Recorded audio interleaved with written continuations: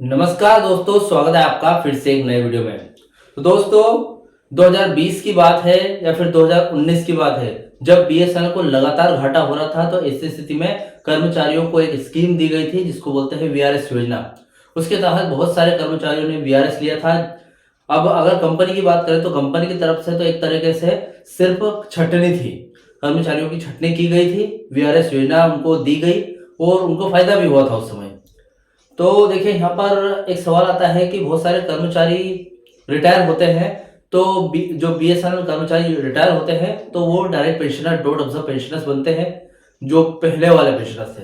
बहुत सारे कर्मचारी रिटायर होते हैं तो सीधे भर्ती होकर बीएसएनएल में आए थे वो रिटायर होकर डायरेक्ट बीएसएनएल के खुद के पेंशनर्स बनते हैं। लेकिन इन सभी कर्मचारी और पेंशनर्स को थर्ड पे रिवीजन का फायदा होगा और इसी के बाद जिनका पेंशन रिवाइज नहीं हुआ है तो पेंशन रिवाइज भी होगा, तो उनका भी फायदा मिलेगा उनको। लेकिन यहाँ पर एक बात आती है कि जो वीआरएस के कर्मचारी थे, 2019 वीआरएस लिया था जिन्होंने 2020 में वीआरएस लिया था, तो उन जो कर्मचारी उनका क्या, उन पेंशनर्स का क्या उनको थर्ड पीआरसी का लाभ इन फ्यूचर मिलेगा? यानी कि 2026 के एंडिंग में अगर बात करें और थर्ड पीआरसी अगर मिलती है कर्मचारी को, पे रिवीजन होता है या फिर पेंशन रिवाइज होता है, तो क्या वीआरएस 2019 वाले कर्मचारियों को थर्ड पे रिवीजन का फायदा मिलेगा या फिर नहीं? आज इस वीडियो में डिटेल तरीके से इस बात की जानकारी आपको दूंगा।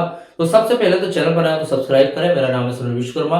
जानकारी यूजफुल लगे तो एक लाइक करके जरूर जाना। चलिए दोस्तों बढ़ाते हैं वीडियो को आगे।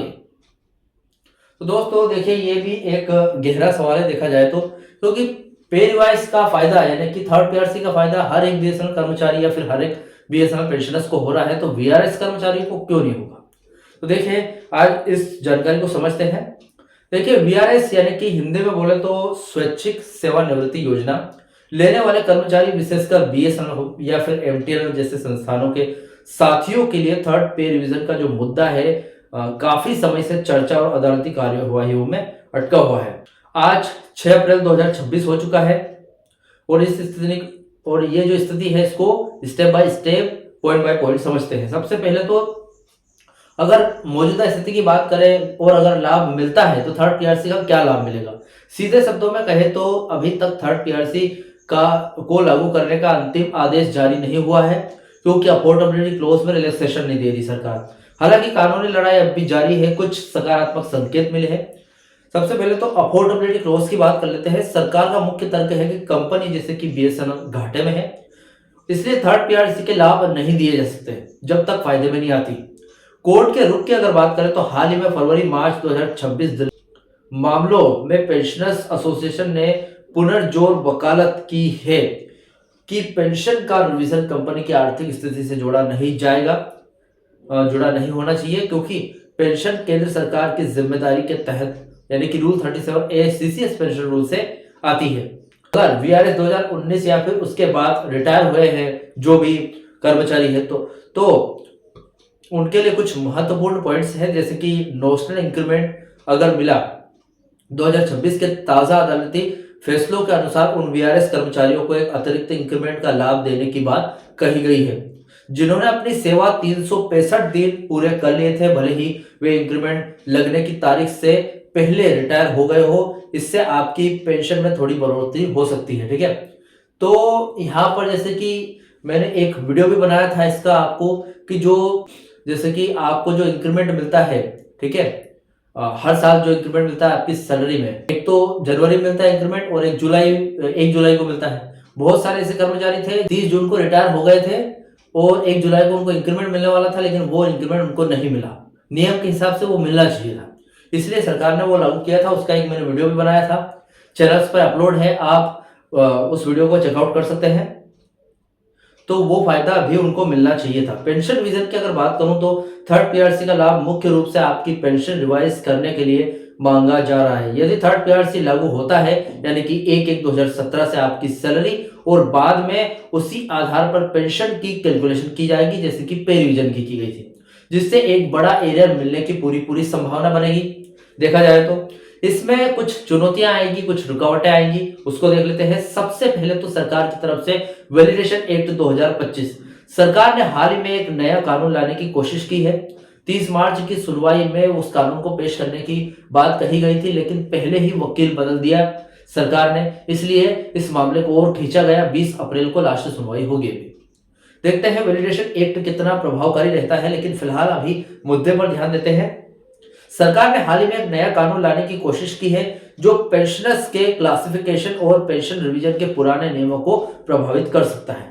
कर्मचारी संगठन इसे सुप्रीम कोर्ट में चुनौती दे रहे हैं। अब देखते हैं कितना हद तक दोनों आपस में भिड़ पाते हैं, किसके पक्ष में फैसला जाता है, किसके पक्ष में नहीं। 8वें वेतन आयोग 8 सीपीसी की बात करते हैं। वर्तमान में 8वें वेतन आयोग की चर्चा शुरू हो गई है। पेंशनर्स की मांग है कि उन्हें थर्ड पीआरसी का लाभ सबसे पहले दिया जाए ताकि उनका बेस पे बढ़ सके, वरना 8वें वेतन आयोग का फायदा भी कम मिलेगा। यानी कि ये जो पेंशनर्स है ये क्यों चाहते हैं कि पे रिवीजन के पहले इनका पेंशन रिवीजन हो जाए, या फिर पे रिवीजन या फिर पेंशन रिवीजन को अलग अलग कर दिया जाए, क्योंकि इनको 8 पे कमीशन का लाभ लेना है। और 8 पे कमीशन का लाभ तभी मिलेगा जब आप 7 सीपीसी में शामिल होंगे। 7 सीपीसी का लाभ आपको मिलेगा तभी केंद्रीय कर्मचारियों की तरह आप 8वें वेतन आयोग में डायरेक्ट शामिल हो पाओगे। अगर यहां पर क्या है, देखिए 8वें वेतन आयोग जो केंद्रीय कर्मचारियों का है विशेषकर, उसकी इफेक्टिव डेट है 1 जनवरी 2026, जो कि अभी निकल चुकी है। चौथा महीना आगे अप्रैल का महीना चल रहा है। सरकार ने एक कमेटी बनाई है, उस कमेटी को अपनी सिफारिशें देने में 2 साल का समय दिया है, यानी कि जस्ट 18 महीने का समय दिया है ना। तो 2 साल का तो नहीं, लेकिन 18 महीने का समय भले वो 2 साल में दे दे। अब सिफारिशें जैसे ही देगी 8 पे कमीशन लागू हो जाएगा। अब ऐसी स्थिति में अगर जो बीएसएनएल पेंशनर्स है, डॉट ऑब्जर्व पेंशनर्स है, वो पे रिवीजन के पीछे रहे, तो पे रिवीजन तो भैया वो मुनाफे और घाटे पे डिपेंड करता है। और डीलिंकिंग के लिए केस लड़ रहे हैं अभी सरकार के खिलाफ, ठीक है। ऐसी स्थिति में पे रिवीजन और पेंशन रिवीजन अलग अलग जल्दी से अलग हो जाए तो 7 सीपीसी में वो शामिल हो जाएंगे।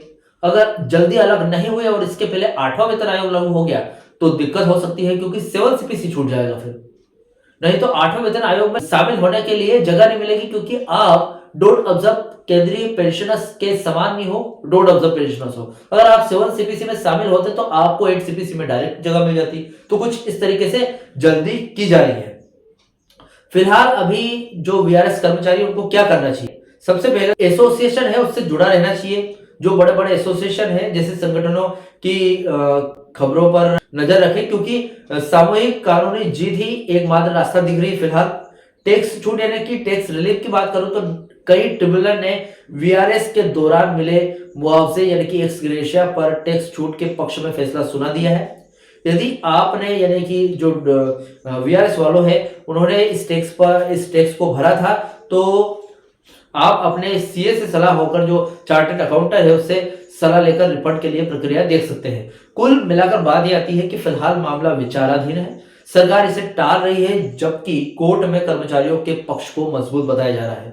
उम्मीद है कि 2026 के मध्य तक कोर्ट की तरफ से कोई निर्णायक आदेश आए जिससे पेंशन रिवीजन का रास्ता साफ हो जाए, क्योंकि पे रिवीजन का रास्ता तो बीएसएनएल की कंपनी के घाटे और मुनाफे से तय होगा। कंपनी फायदे में होगी तो पीआरसी लागू फट से हो जाएगी, कोई अफोर्डेबिलिटी क्लॉज का कोई रोड़ा नहीं।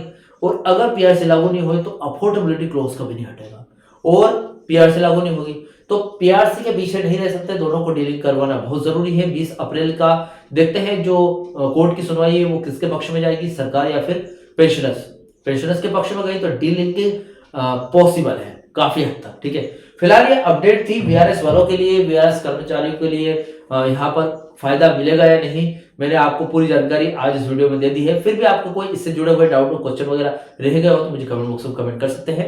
वीडियो अच्छा लगा तो वीडियो को लाइक कमेंट से जरूर करें। मिलते हैं दोस्तों नेक्स्ट वीडियो में। सी यू सून।